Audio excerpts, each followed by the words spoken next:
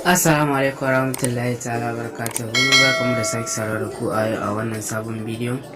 So a bidiyon mu na yau zamu bayani ne akan wani application wato wanda kuke gani high translation.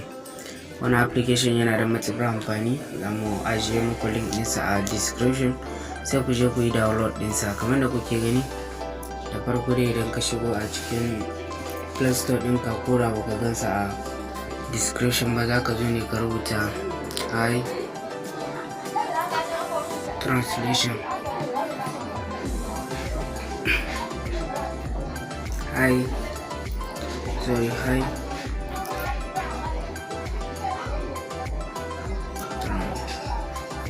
kamar da kuke gani ya yi tsohon nan take zai buɗo maka wani da yake na riga na download ɗinsa, kawai ya rubuta min open. So idan kai open ɗinsa kamar da kake gani, bayan ya buɗo ma a hakan za ka iske wannan a hakan.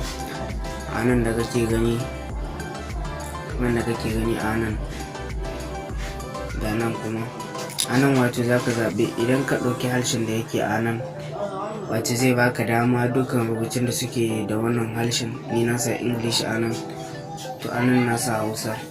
To a nan idan wani rubutu yana a English zai mayar min shi a Hausa, kamar da kake gani bayan na seta shi a hakan.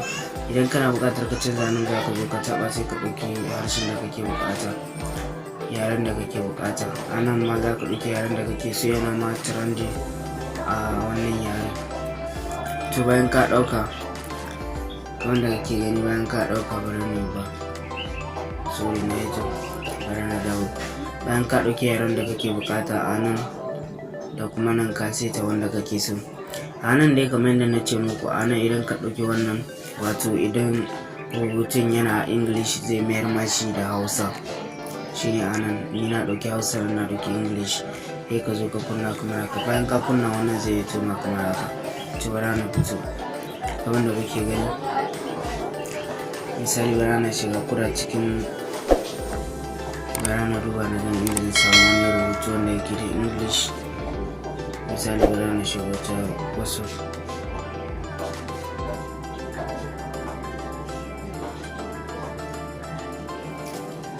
Kamar da kuke gani, bayan na shigo ta WhatsApp, bara na nemo.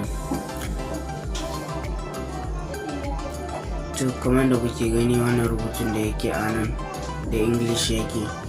Kamar da kuke gani, da na ɗauko wannan na saka a kansu kamar haka, kuma nan take a mara minsi da Hausa. Kawai zan karanta ne, kamar da kuke gani zan karanta shi da Hausa. To wannan shine ƙarshen wannan shirin, sai mun sake saurara da ku a wani shirin na gaba. Muna roƙon ku da ku dana mana subscribers a wannan tasha. za mu yi suna Sadiq Hadashimu TV domin samun sababbin shirye-shiryen mu idan mun dora akai-akai. Mun gode. Wannan application za mu saka muku link ɗinsa a description sai ku je ku yi download ɗinsa. Mun gode.